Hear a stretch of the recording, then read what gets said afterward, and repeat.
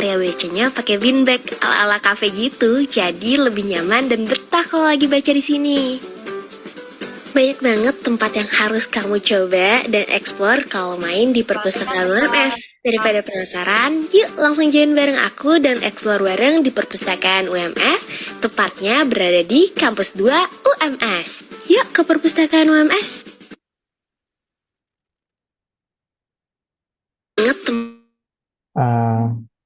Can you hear my voice, Mas Wahid? Halo? Halo, apakah suara saya terdengar? Terdengar, Mas. Aman. Halo. Oke, kita mulai ya. Oke, Assalamualaikum warahmatullahi wabarakatuh.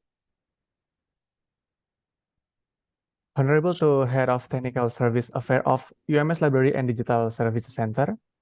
Honorable to our speaker, Mr. Jack Brazel, Regional Director of Turnitin Southeast Asia. And thanks to all of the participants who attend in this event today. Great praise to Allah who allowed us to attend this workshop. And good morning, everyone. Thank you for attending the fourth event of Library Literacy Festival 2024. Today, we'll discuss the use of Turnitin to support academic integrity with our speaker, Mr. Jack Brazel. And I'm so honored to be a moderator in this webinar. Let me introduce myself. My name is Mansur Hidayat. I am a librarian in UMS Library and Digital Services Center.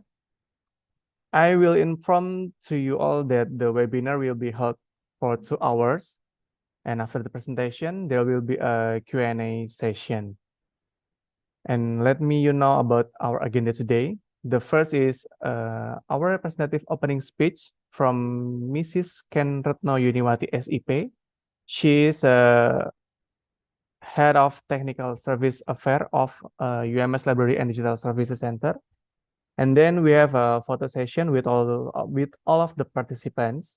And after that, we'll go to today's main agenda, the presentation from our speaker, Mr. Jack, Regional Director of Turnitin Southeast Asia, followed by discussion and Q&A session.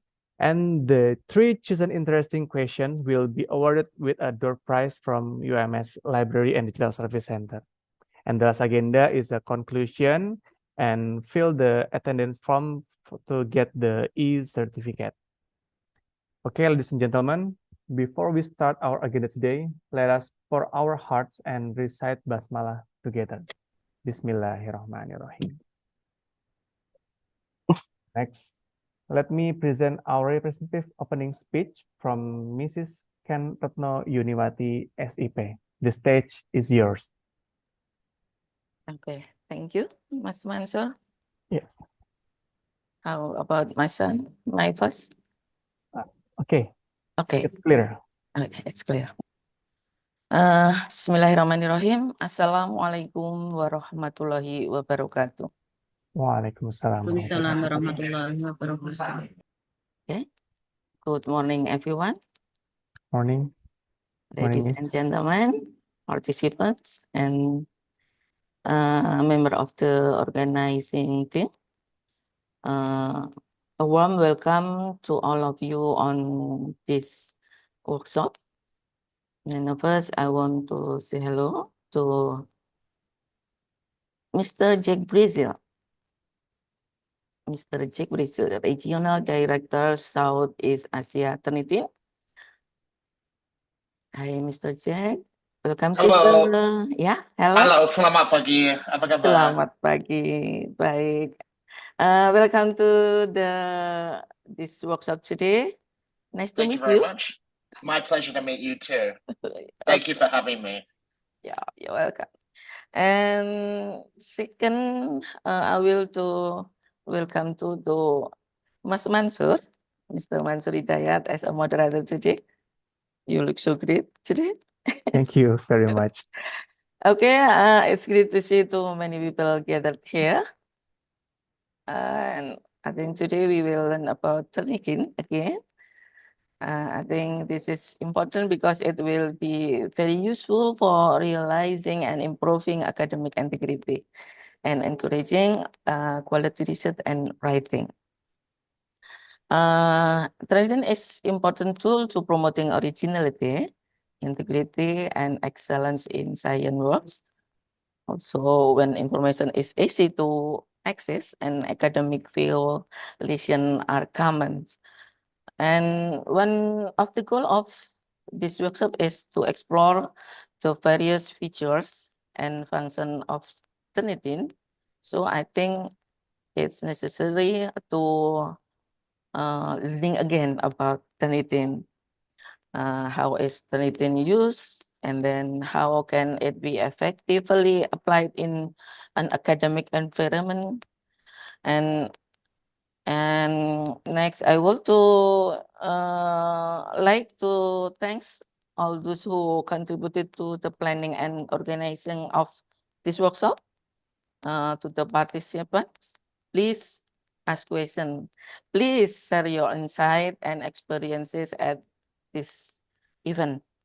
So let's make the best use of this opportunity to learn again. And finally, let's start this workshop with enthusiasm and dedication. And once again, thank you for your presence, and I hope everyone has a more enlightening experience. I think that's enough for me, and thank you. Wassalamualaikum warahmatullahi wabarakatuh. Waalaikumsalam warahmatullahi wabarakatuh. Okay, thank you very much, Ms. Kenretno, for the speech.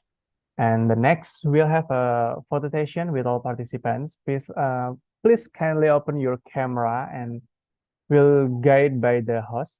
Mas Wahid, are you ready? Yes, I'm ready. Okay. Okay. Please pose with L. In Indonesia, we do it with salam literasi. Okay.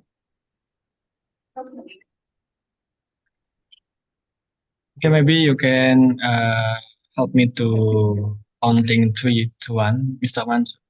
Okay. Okay. 3, 2, 1 for first slide. Okay. Next slide. Okay. 3, 2, 1. Okay, it's done. Okay. Thank you very much, Mr. Wahid. You're welcome. Okay, ladies and gentlemen, we arrived to our main agenda today. And before the presentation starts, let me introduce our great speaker, Mr. Jack Brazel. He is a regional director of Turnitin Southeast Asia. Good morning, Mr. Jack. Good morning. Good morning. How are you? I'm good. How are you today? Oh, sorry. What was that? How are you today, Mr. Uh, Jack? I'm pretty good. It's a nice day in Jakarta, so the sun looks nice, and yeah, I'm very happy to discuss with everyone here about academic integrity. You're in Indonesia today? Ya, saya tinggal di Jakarta untuk 6 tahun. Okay. Yeah. So you have a great bahasa, right? Yes, but I'll speak in English today if that's okay, because sedikit malu ya dengan bahasa Indonesia ya. Okay, but pardon for my bad English. I'm Yeah. still learning, and I hope it improve day by day. It makes for two of us. Yeah, I've studied bahasa Indonesia since I was a child. Actually, I studied Indonesian in high school. But it got a lot better when I moved to Indonesia, of course. Okay. Okay, ladies and gentlemen, we have 60 minutes for the presentation and 30 minutes for discussion and question and answer session. And without any hesitation, please welcome Mr. Jack Brazel. The stage is yours. Thank you very much. Thank you. I think someone might need to mute.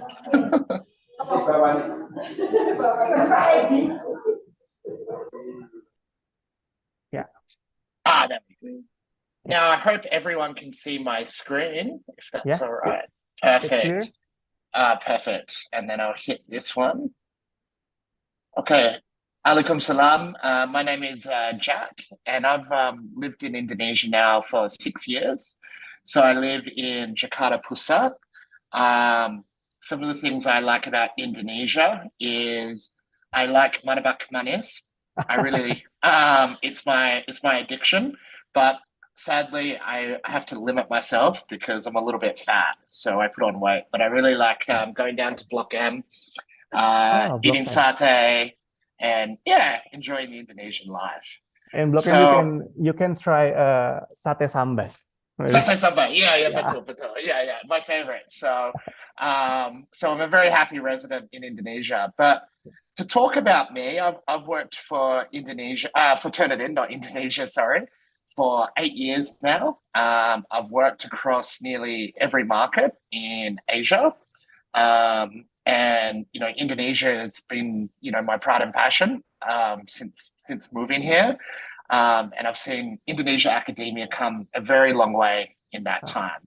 Okay. And I think it's programs like this that encourage skill development is the important thing. So we learn together. Okay. Okay. So the presentation title is to strengthen your research ethics using plagiarism detection tools.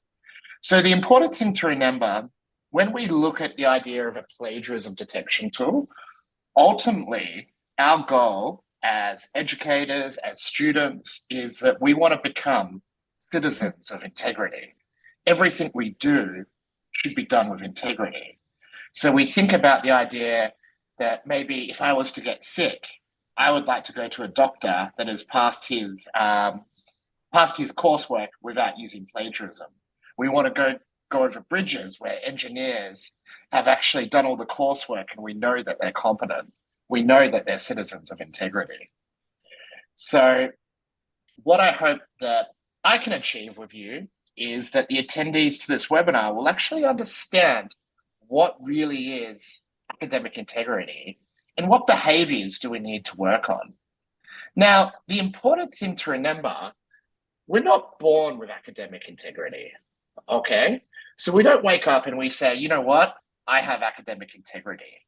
It is a learnt skill that we have to teach ourselves, we have to teach our students, and we have to learn about writing and learn about the process.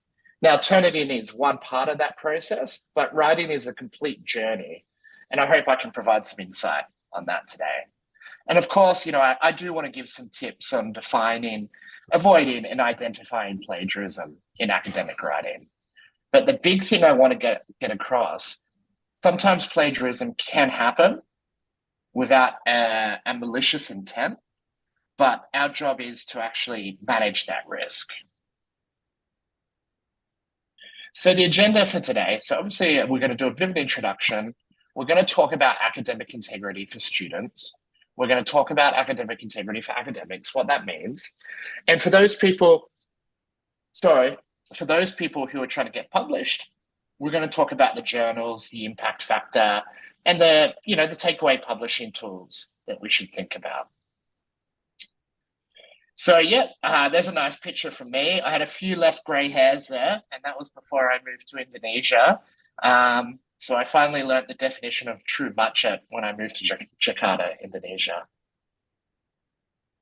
Okay, so this comes from a resource. You can see that I've quoted it there. People often ask me, Jack, what is academic dishonesty? So it is a very hard thing to describe, okay? Because often we can revise the words. We can revise the words, use someone else's words, but that might not be plagiarism. But at the very simplest way, it is copying text from other authors and using it as if it were their own. Now, I do have it's from SNL, so it is a bit of a Western video, but let's have a bit of a look.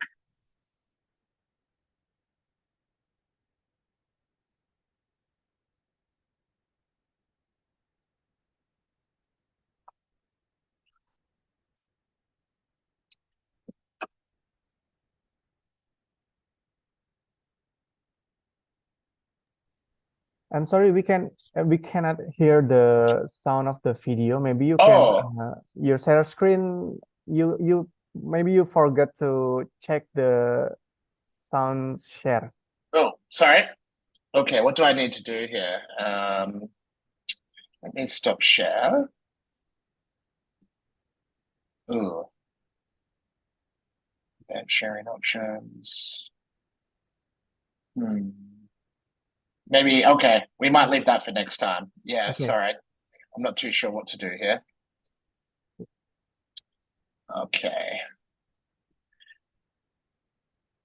But the idea of this video is that often, there is this negative perception of plagiarism, and teacher's going to catch you.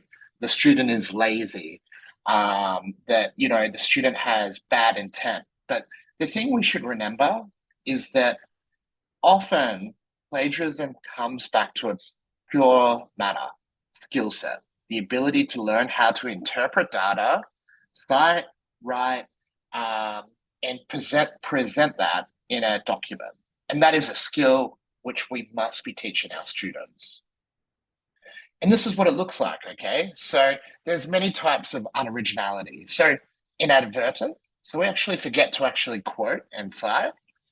We have student collusion, so that's obviously where students work with each other.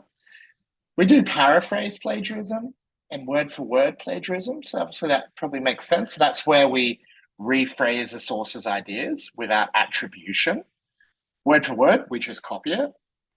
There is a new thing called computer code plagiarism, which is actually stealing computer code. There's self-plagiarism, where we actually take someone else, we take our work that we previously did without attribution. We have source-based plagiarism. This is where we sort of provide inaccurate information about sources that cannot be found. And then we have mosaic plagiarism, which is where we have weaving phrases and text from several sources into one's work. Then there is contract cheating, which is engaging a third party to write the essay for you, data plagiarism, manual text modification, and software-based text, so text spinner. And of course, this graph actually forgets one type. There is a type of plagiarism called AI-based plagiarism. So this is where we get ChatGPT or a tool like that to actually write the work for us. And that's a new risk that is coming. But basically, when we think about students can engage in dishonest behaviors by plagiarizing, copying, contract cheating, falsifying data. And I probably should have had in there use of AI tools. There's and academic integrity for faculty. They can do other things. They can do improper recognition of researchers. They can do unethical research, and they could falsify data in addition to these ones. So when we think about students, how do we help them avoid plagiarism? How do we make sure that this is not a natural thing? So the first thing is we need to think about the design of assessment that are so unique that it actually ensures that they don't plagiarize. We need to design tests and assessments that can be done in class. We teach students that plagiarism is illegal. We also teach them proper citations. We explain that buying work is considered plagiarism. And of course, we should be using an online plagiarism checker every stage of the writing process. What the culture we should be encouraging is students to actually proactively run their papers through a Turnitin system on a regular basis to make sure that any potential plagiarism matters can be resolved. So the best way to look at that is using Turnitin as an insurance policy. But when you become an academic, the stakes are going to be a little bit higher, as you know, because you're doing research. So when we have expectations, there are expectations when we publish. So materials submitted for peer review have data that are not falsified and all proper research has been cited. We have materials submitted for peer review. They always have been proofread, spell checked, and polished before submission. And materials submitted for peer review or writing conventions. So more on that to come. So the first thing we need to learn is how do we cite someone else's ideas? So of course, we've got many citation styles. So here are some of the main ones. So we've got the Chicago Author Day in the sciences. Chicago Notes and bibliography in history, APA style in psychology and education, and MLA style in the humanities. And this is how some of the examples of how we could do citation.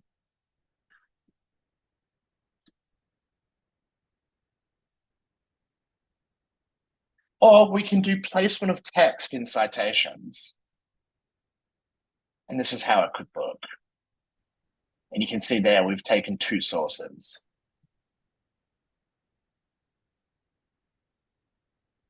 Now, the second thing is, how do we actually find international journals to cite to ensure you don't accidentally use someone else's ideas? So we can obviously use a Google Scholar, and we can search for things like that, which is a free tool. We might be able to get access to paid tools as well. So we can use that to search for actually existing research. And you can see here, education technology and higher education. There's a lot of search results. And of course, Journal Finder. Now, the second thing is, when we do research, we really want to actually be judged by the impact factor, which refers to a number of things. We want to get into the ranking of the journal, the number of the citations, and the reach of the journal. So as a scholar, we really want our research and journals in publishing to have a really high impact factor. Most likely, so that in the end, our work will get cited by the others. So the journal impact, okay, so the impact factor is the measure of the frequency in which the average article in the journal has been cited in a particular year. It is used to measure the importance or a rank of a journal by calculating the times its articles are cited. So the impact factor is calculated. It's based on a 2-year period and involves dividing the number of times articles were cited by the number of articles that are citable. And these are the various tools that can actually help us determine the journal impact factor. Okay, so whether we be a student or an academic, there are some ideas that I want you to take away when you're doing, research or writing, okay? So the first thing is we really want to make sure that we actually have a proper structure, okay? So it has specifics, and particularly for science writing, it has specific sections that journal editors and peer reviewers will be looking for, in addition to your list of academic and scholarly journals, proving that you're actually adhering to the expectations of academic integrity. Okay, so I'm sure some of this is quite basic, but these are the publishing tips. Now, the interesting thing, and I'm actually going to stop here and I'm going to ask a question. If you used ChatGPT to help you develop the introduction, would that be considered plagiarism? So I'm going to stop the share of the screen there. And I want to hear, has anyone used ChatGPT in the writing process? And I want to know, has anyone done anything innovative, anything interesting? So I'm going to open the floor up just now, and I'll put in the chat box, whether it be in Bahasa or English, what have you been using ChatGPT for during your writing process? So I hope someone can put a few comments in. Any innovative ideas?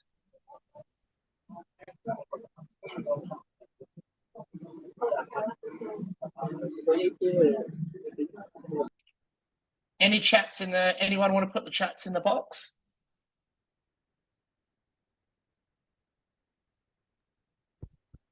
Okay, Mr. Jack, maybe you can use Bahasa, maybe. So okay, our sure. participant will. Yeah, you translate for me. You do the translation. So, and people can put it into Bahasa Indonesia, and you can translate. Okay. Yeah. Go for it.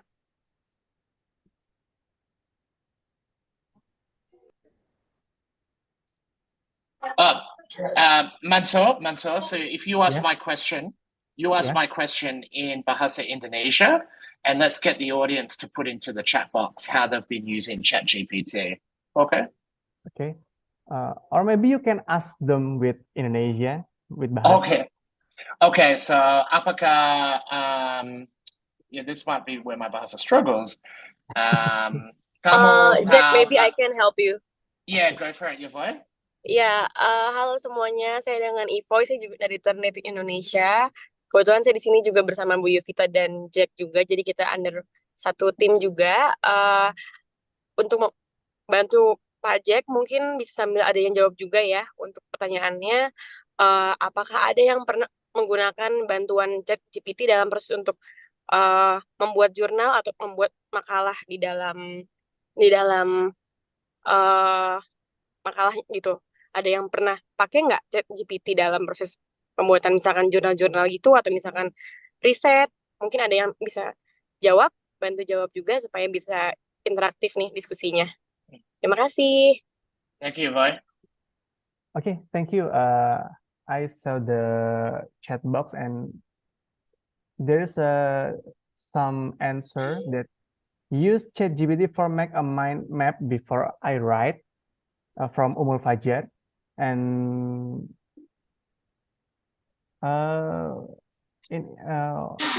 Ardika Dwi Hermawan, he is a lecturer in UMS. So many students that use the ChatGPT, and I also use ChatGPT. Maybe if in Indonesia it called mentok or stuck in idea, how to paraphrase, and then I use ChatGPT to help me paraphrase some paragraph, and then I read it again, then I try to write in my language, in my perception. So I just use ChatGPT to help me, and then I read with my own view. Perfect. So there's many ways. I mean, for instance, one thing that I might do is when I'm writing an email, I'll get ChatGPT to see if they can improve it as well. Has anyone used ChatGPT to search for research? Has anyone ever used that to see what research is existing? Okay, some people say that they are use ChatGPT for some time, and from Adila Salsabella, she said that she used ChatGPT to get an idea what I want to write in my article, but a lot of my friends just copy paste them. And another one is to get ChatGPT to actually find a topic. People have been doing that to use ChatGPT as well. Okay, maybe ChatGPT is like a sword, double-edged sword. So if we can use it with a responsibility, so we can use it in the right way. But if we didn't have integrity, we just use it to help us to, I don't know how to say it. It's just like a cheating, like I think. Exactly. So the best way to look at ChatGPT is it's like we planes have autopilot, right? But we still have the pilot. So the pilot is sitting there driving the plane, using autopilot to help push forward. But at the same time, it's a productivity tool. ChatGPT is ultimately a productivity tool.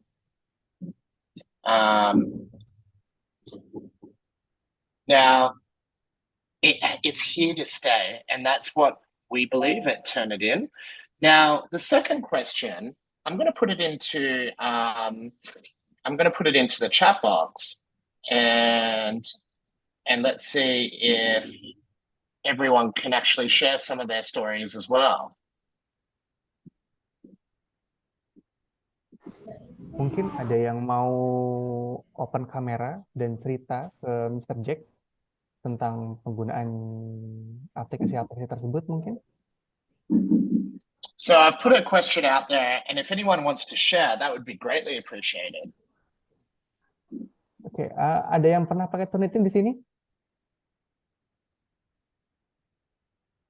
Halo, teman-teman. Oke, Ibu Retno Susiani? Terima kasih, tapi pakai bahasa Indonesia ya. Ya, Sure. tidak apa-apa, Ibu. Saya ada tugas untuk membuat jurnal, artikel, tapi saya di sini mengecekkan Turnitinnya melalui perpustakaan di UMS. Begitu, terima kasih. Oke, Mrs. Retno is she make a journal, she doing a research, and then she check the similarity by a library. So she didn't check by herself, but she asked a librarian to check the document. Okay, perfect. Okay, Mrs. Nur Rahmawati Samsiah, maybe you can share your experience when you use Turnitin. Oke, thank you. Saya dalam bahasa Indonesia saja ya. Yeah, sure, no problems. Saya sudah gunakan Turnitin sudah agak lama semenjak saya meminta akun Turnitin saya melalui perpustakaan UMS. Nah, yang saya gunakan terutama untuk paper mahasiswa dan juga paper saya sendiri. Saya bisa mengatur untuk jadi ada opsional yang harus kita pilih di dalam pengaturan itu, apakah citasinya itu dari jurnal atau dari website atau dari repositori, itu kan bisa kita atur begitu. Nah, ini yang menjadi masalah kalau itu paper mahasiswa, dia mengambil dari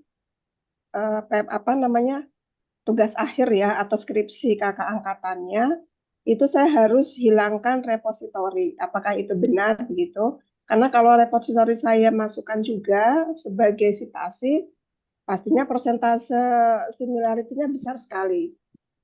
Begitu. Jadi saya atur supaya tidak terlalu besar, karena otomatis kalimat Universitas Muhammadiyah Surakarta juga akan similarity. Kalimat-kalimat yang itu menjadi template-nya kampus, itu semua akan tercetak untuk similarity begitu. Jadi akhirnya saya hilangkan yang repository. Saya kira pengalaman saya seperti itu, Mas Moderator. Untuk settingannya itu apakah no repository atau bibliografinya di-exclude, Ibu? Di bagian yang option dipilih untuk, jadi saya tidak melihat hasil dari repository. Jadi citasi itu hanya dari publikasi saja. Publikasi di-exclude berarti ya? Ya. Berarti exclude bibliografi masuknya ya, Bu ya? Apa ya istilahnya, mungkin itu ya, saya kurang begitu paham karena istilahnya. kalau setting repository itu kan tidak tersimpan di repository Turnitin, Ibu. Iya, begitu, iya. Oke. Ya, jadi exclude ya maksudnya. Ya, betul. Ya, betul. Oke, Mr. Jack, Ibu Mrs. Nur is have been using Turnitin for a long time, using to check documents, and we check for student paper and her research too, and you can arrange citation from journals, websites, and repositories. And the problem is if the student paper takes from a previous thesis and must be exclude the bibliography. Sure. So what we'll do, we'll come back to that question now. We want to stay focused on, and I thank you for the question, Noor. What I want to hear, just before I go back to my webinar, is success stories, right? The question that I put into on success. So Bisika the question I put under Retno's question. So does anyone have any comments on that? And we'll come back to Ibu Noor later, yeah? Okay. Thank you, Ibu Nur. Okay, thank you very much. Okay. I want to inform you that in OMS, the student can check the document by themselves, or they ask for a librarian staff to check the Turnitin. So we have policies that the student can check the document by themselves, and then they can ask librarian to help them to check to check the document. Perfect. Sounds great. Okay. We have Juliani Ibrahim. He was a raised hand. Juliani Ibrahim. Hello. Hello, Juliani Ibrahim. Can you hear me? Oh, okay, he skipped. Okay. So what we might do, I will jump back to my slides. Give me 1 second.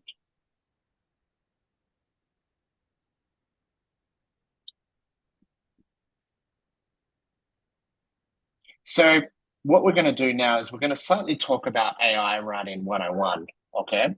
Just so we can put a bit of understanding. Give me 2 seconds.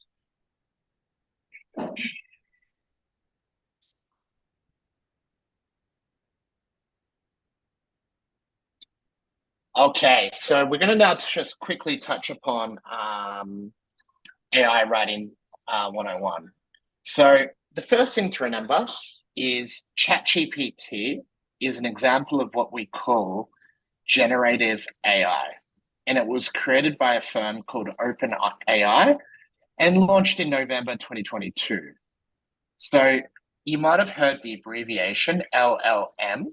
And what that means is that it's a large language model that uses natural language processing to understand prompts and produce human-like text. So that's how that's sort of the layperson's very simple definition. When we look about the term generative AI, it's actually a very broad term. It's used to describe any type of artificial intelligence that uses learning algorithms to create new digital images, video, audio, text, or code. And OpenAI is a commercial company, and they're trying to seek artificial general intelligence. And natural language processing is a technology that allows machines to determine what humans are saying. And if you've ever wondered, what does GPT mean in the chat GPT? It's a generative pre-trained transformer. So it's a type of neural network architecture that powers the model. So going on to this topic about what does ChatGPT 3.5 do, and I do know there's a new model coming. So it can be very good at writing an essay or creative story. Now, an interesting thing it can do, I was sitting with a journalist from the Australian Broadcasting Commission based in Jakarta, and ChatGPT was able to write an article in her writing style. It's very good at doing business comms, technical comms. It can draft education policy. It can aggregate notes. It can do technical communications. What it can't do is actually provide a personal style. It can't take an opinion. It can't give recent or local information. And it can't actually hallucinate or make things up, okay? But if we think about all these strengths, weaknesses, and moderate strengths, we can think about the benefits of AI, how it can make our lives easier so we can focus on what matters. And at Turnitin, what we think about with AI is we think we want teachers to focus their time on what matters. And that's why we're introducing tools that can help speed up grading, help mark papers quicker, so that teachers can spend more time doing what matters, which is with students, okay? But again, like our moderator commented, AI must be used responsibly. And what our customers want is actually an AI, a tool that can say, hey, we believe that this report or this paper was used, or AI was used in its production. So it was launched in April 2023. It was accessible via the Similarity Report, and it was only visible to instructors, and it generates a percentage score. Now, the one difference between AI plagiarism and text-based plagiarism is that we cannot take you to a page on ChatGPT and say this was written. Whereas with text-based plagiarism, we can go, yep, there you go. There's the source, okay? Now, how do we do that? That's the question. How do we give you guys an indicator that ChatGPT was used? So simply put, when we use ChatGPT, the writing is perfectly average, okay? And what our detector does is that we actually look at it and we go, it's so perfectly average, we believe that that comes from an AI tool like ChatGPT. And that's how we detect it. But of course, we can't show you that resource. So if you want to prevent the use of ChatGPT in assessment, we need to think about these, okay? So we need to create assessments where ChatGPT cannot help the student. So we might ask for a personal style. We might ask for conducting research, okay? We might ask for giving of citations. So there's ways around it, okay? And we shouldn't just be relying on our tool. And again, what does the Turnitin AI tool do really well? So English, Chat 3 and 3.5, and academic writing. And the thing to remember with AI needs a lot of documents to train it, okay? And why our AI indicator is so strong is because of the database of the papers that we already have. We've got over 1 billion student papers. So our Turnitin AI indicator has had a lot of practice with those billion papers. Okay, and this is sort of gives you a bit of a highlight, like sort of how it works, right? So we can actually see the document sentences, and we can see where it overlaps and the percentage of how close it is. So the average sentence scores. So the higher the average, that means it was potentially from ChatGPT. So the calculation score is ultimately, it's a calculation. We're not comparing the text, okay? Now, Yavoy, do you know what I need to do to bring this video up? I don't know to bring the audio. If I... So I think you need to, so can you stop your screen? And then when you share screen, and then when you share your screen, please see the arrow going down. So there's a button for sharing your audio also. Okay, transfer. Okay, got it. Yeah, okay. So that when you play, the audio will also play. Okay, got it. Okay. Thank you.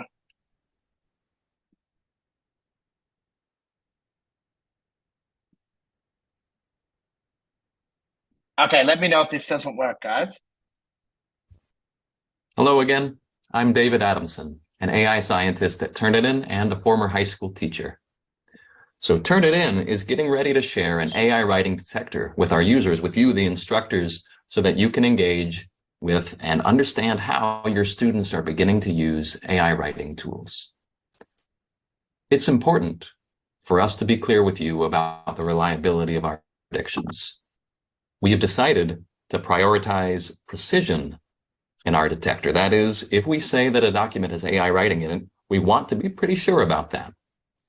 Preferring precision might mean we miss some AI writing that's really there. We might have a lower recall. We're fine with that. Let's miss some stuff and be more right about what we find. Our evaluation set is a big bag of documents representing as best we can the many ways people can write in an academic context and the way they're using AI writers, perhaps mixed in with their own authentic writing. We're using this data to set a threshold on our predictions, only counting text as AI written if its detection score meets our high precision target. When we're wrong, it will be an underprediction more often than not. Except when we don't, because sometimes we won't. We expect we'll be wrong about 1 out of 100 fully human written documents. That is a false positive rate of about 1%. Well, that's pretty good, but it's not zero. And that means you'll have to take our predictions, as you should with the output of any AI-powered feature from any company, with a big grain of salt. You, the instructor, have to make the final interpretation. You know the student, you know the context. And it's important for you to know how and when we might be wrong. So here's some sense of the flavor of our false positives. First of all, repetitive writing. If a text substantially repeats itself, either word for word or closely paraphrasing what came before, it may get predicted as AI writing when it's just super redundant. Second, and relatedly, our detector is meant for paragraphs of English language prose, not for lists, outlines, short questions, code, or poetry. And sometimes such submissions have a lot of self-similarity from item to item, and they don't read like paragraphs, and that is going to cause us to stumble. So this prompts a big question. What about developing writers, English language learners whose writing might be more redundant? Well, we very purposefully oversample from such writing in both our training data and our evaluations set.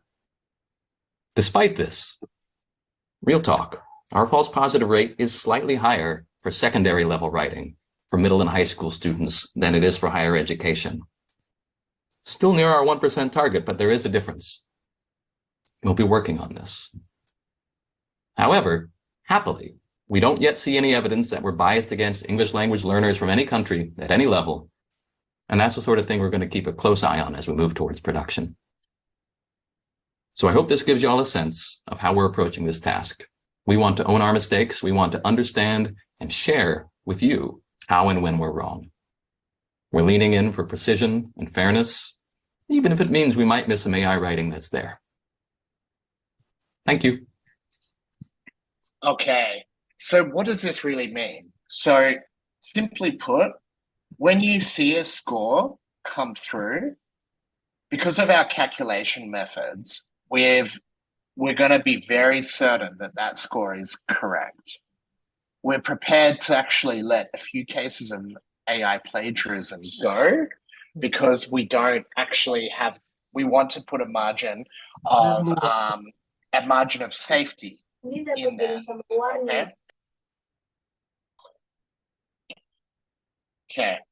So what we're going to be doing with the AI tool is we're going to obviously display an asterisk in the indicator for documents with less than 20% AI, raising the minimum word requirement and adjusting how sentences at the beginning and the end of the document are aggregated.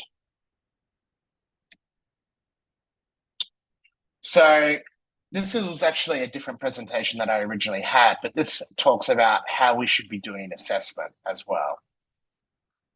So of course, we talked about that before, but when we do written assessment, the purpose of the assessment is really an opportunity for the students to demonstrate their skills, knowledge, attitudes, and behavior in relation to a set of outcomes. And always think about the context when you're doing an assessment.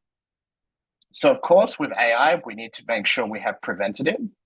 We also have that discussion about the ethical use of AI writing, and we build this into a policy. So the sort of conversations we should be having is we should be discussing academic integrity for 20 to 30 minutes. We should be doing an integrity quiz. We should allow students to retract submissions. We should remind students that there actually are consequences if they get caught.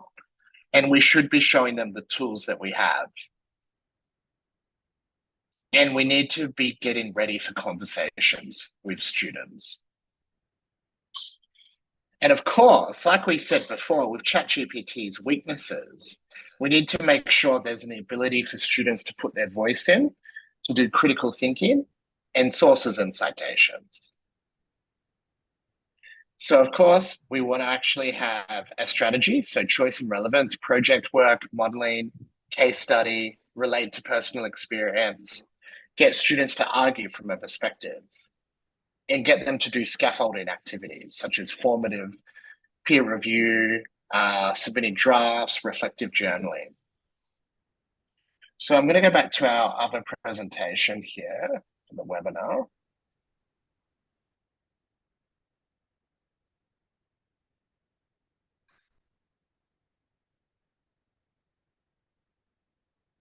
Hey, Mas Sabto. And we're just going to go back to where we put the results in. We're going to articulate the outcomes of our research and explain what happened in your experiment or in data set. And of course, we want to have a discussion, right? So we want to be able to actually, indicate how our results were noteworthy. We should actually compare our results to other work in the field and show the oomph of our research paper.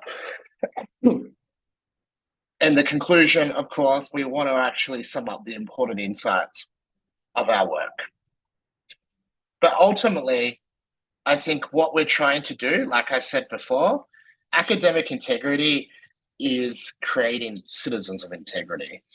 And I think fundamentally, that's what a university's role is to help develop our students and our academics into citizens of integrity so they can contribute to the future society. So I am a little bit early, but what we'll do now is we're going to actually, I've got a few questions for us to talk about, and then we'll open the floor to questions. So give me 1 second.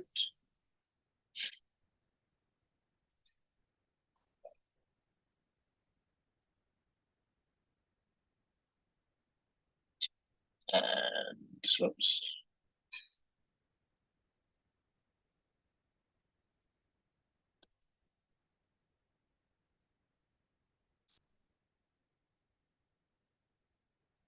And I've just put a question in there. So basic and I'd really love if someone can come off mute and talk about some of the misconceptions they had around Turnitin. And hopefully this can help with the door prize as well, Mansoor. I'd really like to hear some of the misconceptions that people had around the use of plagiarism tools. Oke, Bapak Ibu, teman-teman mahasiswa semua, mungkin ada yang ingin menjabarkan atau bercerita tentang tantangan atau kesalahpahaman umum seputar penggunaan Turnitin dan bagaimana hal ini diatasi oleh teman-teman dosen dan juga tenaga pendidik yang lain. Monggo, ada yang mau bercerita?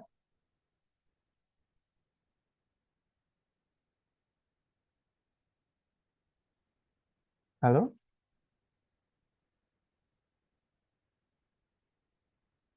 Bapak Ibu, tidak hanya pertanyaan, ketika ada yang bercerita, nanti akan kita berikan penghargaan door prize dari Perpustakaan UMS juga. Jadi tidak hanya yang bertanya, tapi juga yang membagikan pengalaman tentang penggunaan Turnitin selama di UMS.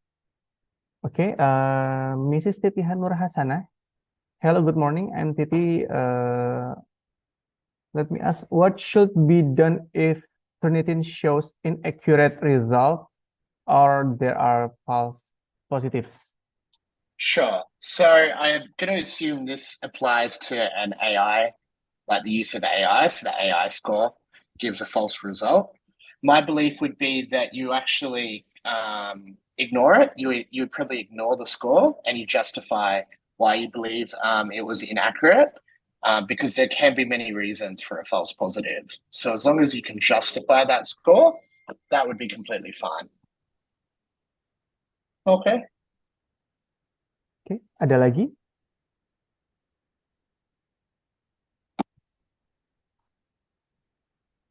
Halo?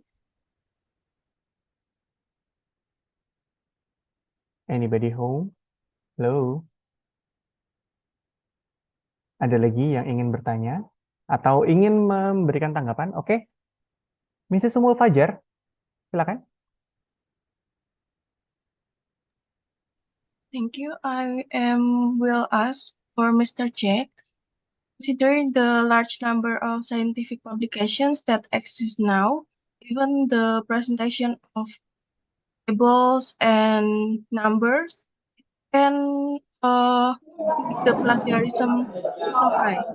And then how the text entry or the writer can reduce the plagiarism?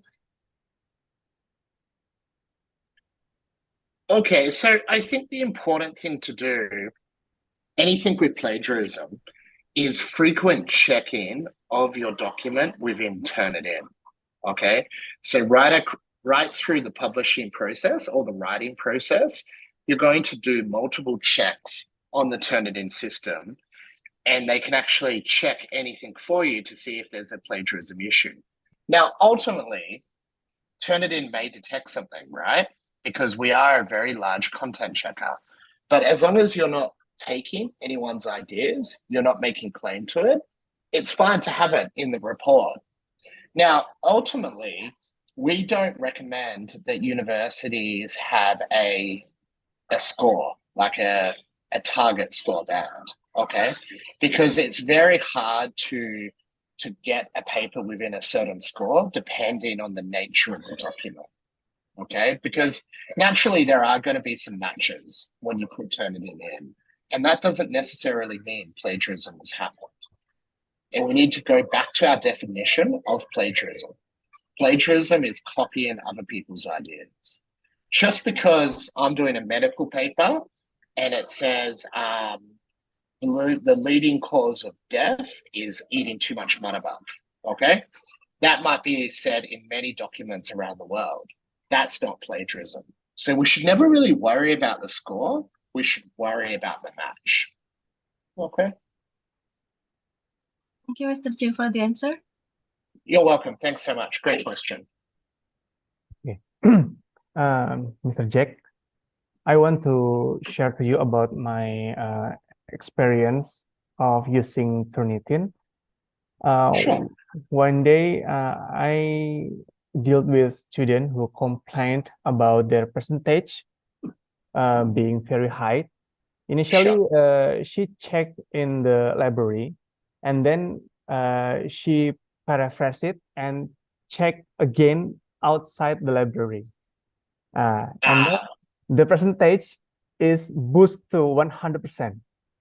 So I think what would have happened is that her paper would have gone into a student database at another university. Okay. And so what that means is that it looks like plagiarism because it looks like a collusion type of plagiarism. So my advice to any student or academic, always do a plagiarism check with a Turnitin system that is yours, okay? So what happens in this case is this student might have gone to a friend's university and checked the paper there, and then for us to delete that paper, very hard, very difficult, because it actually sits in another customer's database, and we have to go back to that admin and ask them to delete it.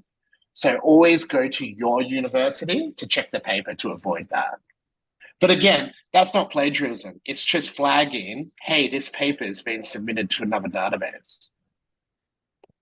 Can I continue my story? Yeah, sure. Okay. Where the percentage is boost to 100%, and when I checked, it turned out it was entered into the student paper database at the University of Colorado. Oh, perfect. Yeah. Okay. When I asked, I asked her where you got the class ID, and then she said that she got the class ID from YouTube. Okay. Yeah, that's potentially true. I think it's absolutely ridiculous, and finally she had to give up with his with his work, and she cried in front of me, and I can help you. So I said that I can help you if you want to take the you need to call the University of Colorado Turnitin instructor to delete your database, and I think it's I had no word to say.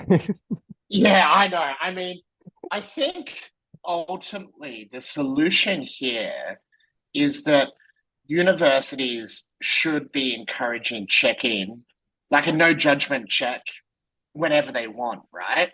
Because what I believe maybe in this case, the student was a bit nervous about her paper.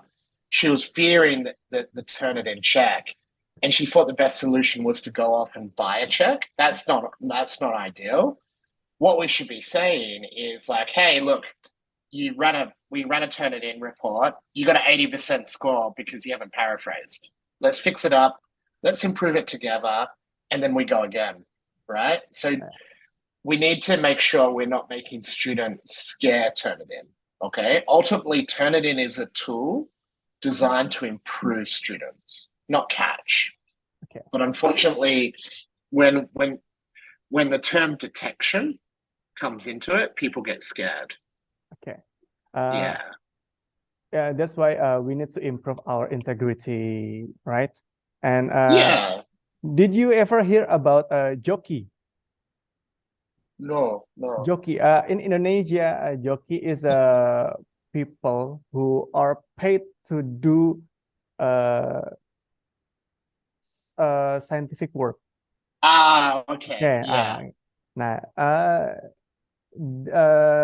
previous case, she used a jockey.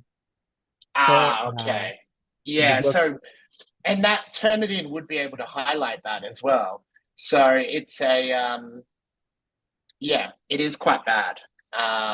Yes, that is not desired behavior. Okay. Okay. And yes, we definitely want to catch that. Okay. We're back to a chat box. Sure. I saw the latest Turnitin display. There was a red flag symbol. It said hidden text found. What does it mean? Yeah, so often on the internet there is like tricks and tips on how to Turnitin, and people often want to put white out text, so they put text in white to try and trick the plagiarism detector. So that red flag is to say, hey, there's hidden text found, and we can't, and we're just letting you know. Thank you, Neil. Good question. Okay. Okay. From Lukman Rosidi, can Turnitin detect translated text? For instance, when I translated in an Indonesian article into English, does Turnitin consider the translated text as a plagiarism? Yeah, it would. Yeah.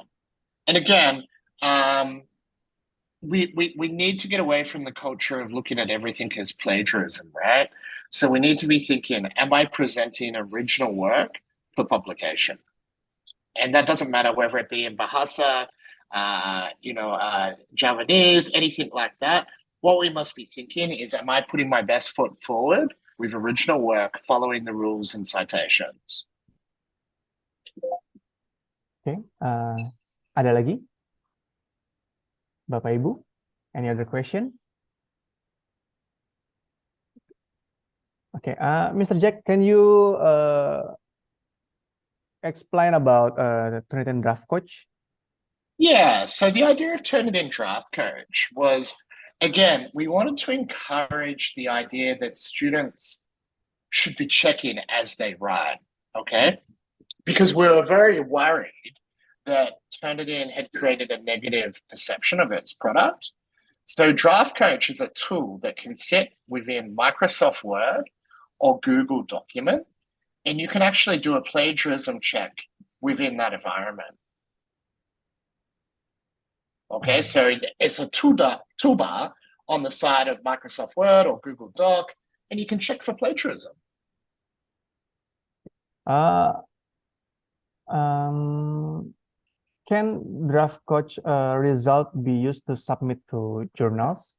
No. No. So the idea of it is to actually check during the writing process.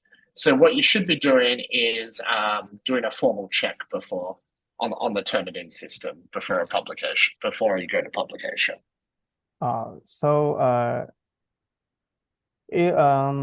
Percentage in draft coach is same with Turnitin Studio?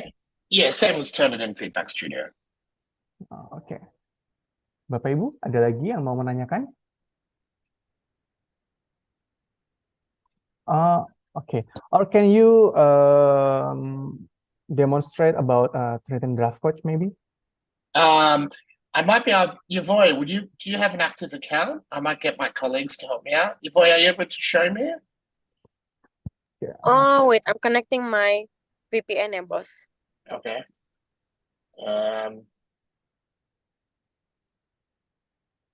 Actually, we do have a video. I've got a quick video, so let's. Sorry.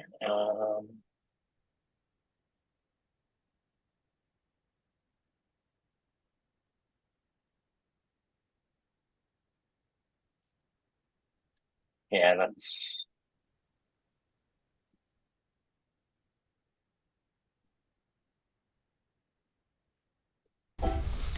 What's up? Hi, Jira. We brought you here. Creating original work is challenging. When students need guidance, you can't always be there. Draft Coach can. More than just a checker, Draft Coach is designed to encourage learning. Students can address grammar, similarity, and citation issues while they write in Google Docs. Insights on text matches allow students to take action immediately to avoid accidental plagiarism. Draft Coach provides instant feedback with detailed explanations to help students credit sources properly. A grammar guide that encourages independent editing with in-depth explanations that move beyond the click and fix model. Developing a deeper understanding of the values and guidelines required to create original work with integrity. Empowering students to become more independent learners and confident writers. Turnitin Draft Coach, with your students every step of the way. Now available for Google Workspace schools that use Feedback Studio with Originality, or Originality. That probably doesn't do it justice, I know. What we can do maybe is if people want to email, I'll put a chat email in the chat. You can email my team and we can arrange a demonstration. Okay. But simply, it is probably more designed for students, not academics going for publishing. Okay. So it means that we use draft in academic student. For academic student, we use draft coach to prepare documents and to reduce the similarity level before finally checking them into the studio. Exactly. To yeah. It's more a pre-check. That's the best way to look at it. Okay. Bapak Ibu, ada yang mau bertanya lagi? Atau mau berbagi cerita? Halo?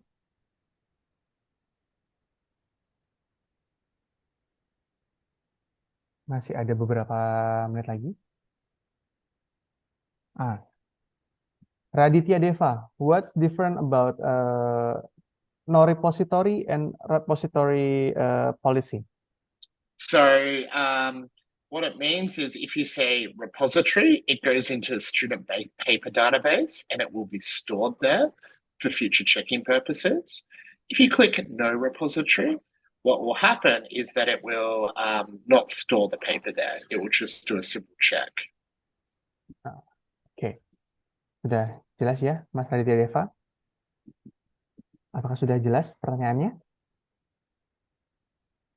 Atau ada yang mau tanya? Oh, oke. Okay, it's clear. Okay. Okay. Ada lagi? Any other question? Bapak Ibu?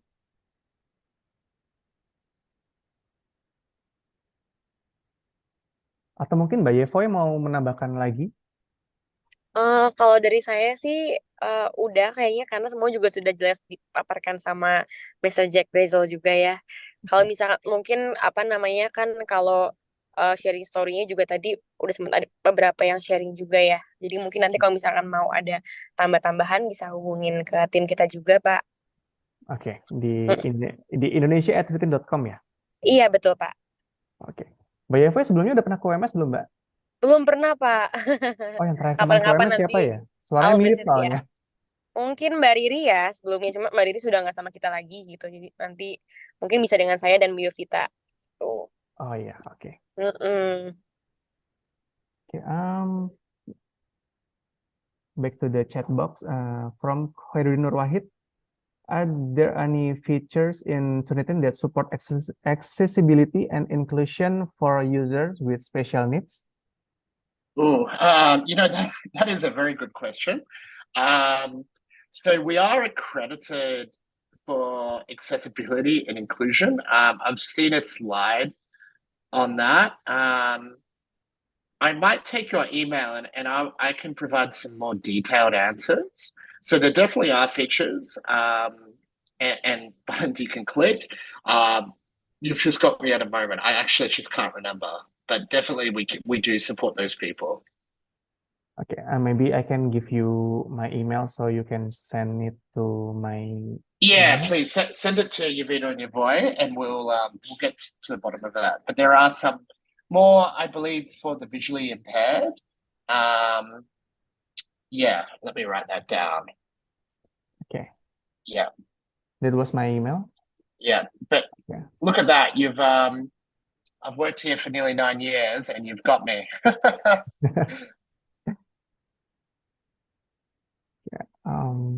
Oke, ada lagi yang mau bertanya mungkin? Halo, masih dibuka kesempatan untuk bertanya?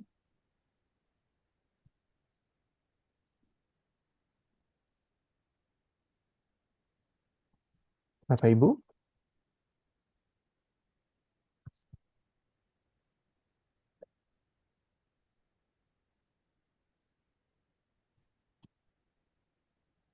Halo?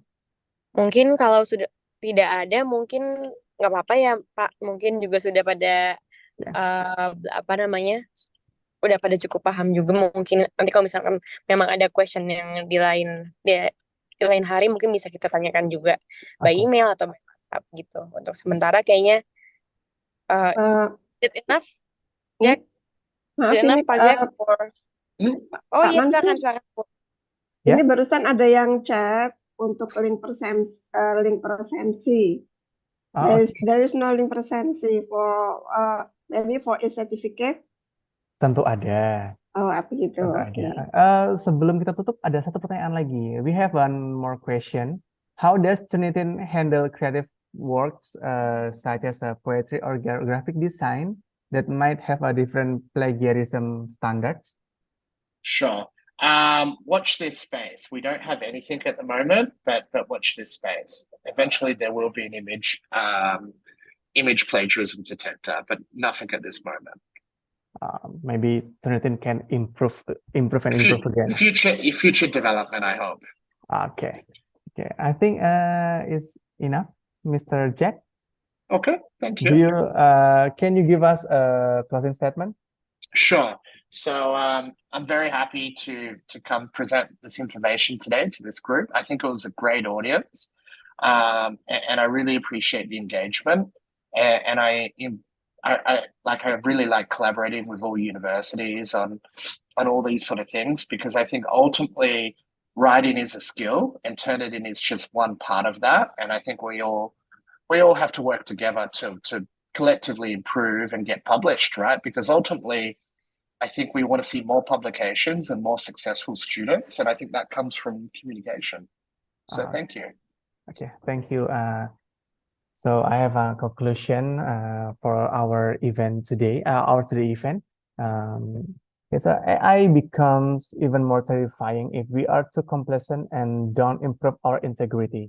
ChatGPT should be our slave, not us who are enslaved by them. And we must improve academic integrity because Now there are many types of plagiarism. One of them is tech-based plagiarism. So we have to be wise in using technology. Academic integrity creates citizen integrity. Thank you, Mr. Jack, for having this, for attending to this event. Terima kasih Ibu Yevoy dan terima kasih Ibu Yosita. Terima kasih juga semua partisipan yang telah hadir pada hari ini. Dan ada 3 penanya yang akan mendapatkan door prize untuk hari ini. Nanti akan kami sebutkan. Sebelum kami sebutkan, kami akan menutup dulu acara pada pagi hari ini. Oke, thank you. Once again, thank you, Mr. Jack, for your outstanding, insightful presentation, so meaningful for us and very comprehensive. How to increase integrity as an academic community, how to reduce the level of plagiarism, and how to be a responsible researcher. I'm sure our participants have learned a lot from you today. And now let's move to the last session.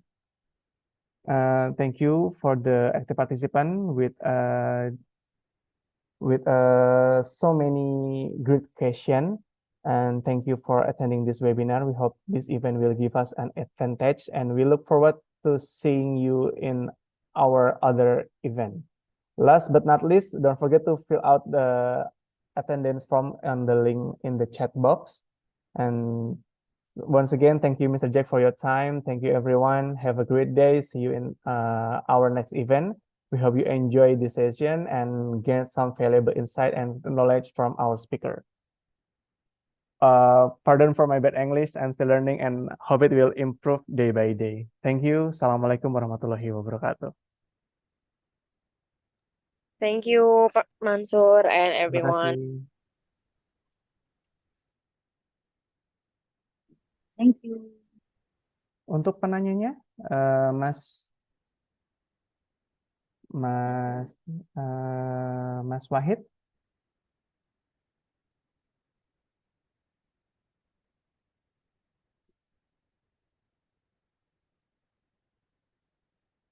Untuk nanti jika ada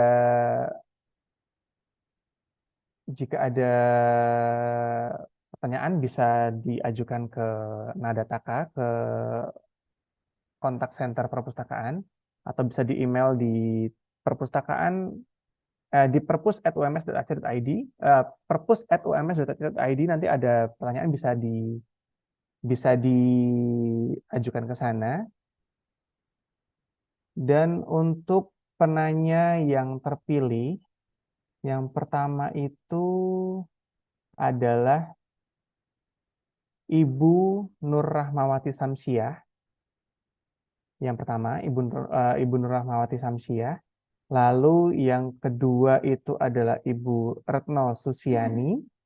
Dan yang ketiga itu adalah, mohon maaf, tadi yang open kamera siapa ya? Saya lupa namanya tadi. Siapa tadi? Umul Fajar. Oh, Mbak Umul Fajar. Oke, ada 3 itu ya. Nanti para pemenang bisa menghubungi nomor 0821 4191 1312. Hadiah nanti bisa diambil di informasi perpustakaan ya.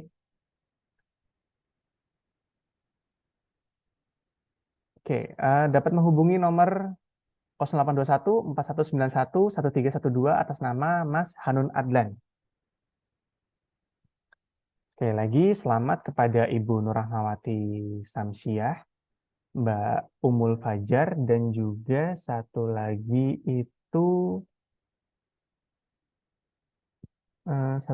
itu tadi siapa tadi? Bu Retno Susiani. Ya, terima kasih.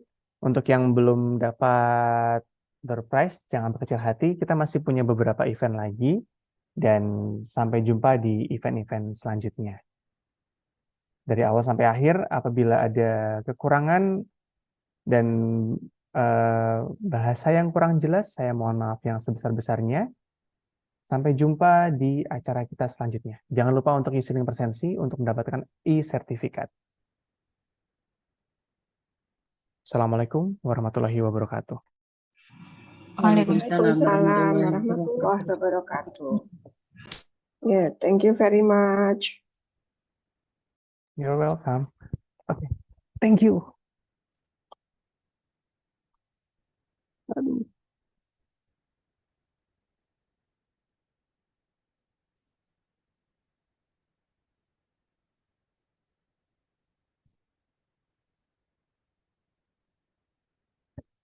Terima kasih.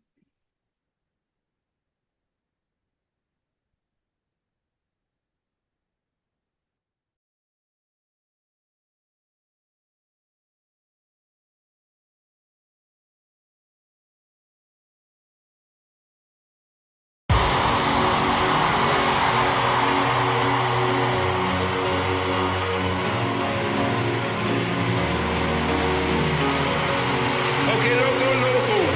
All right.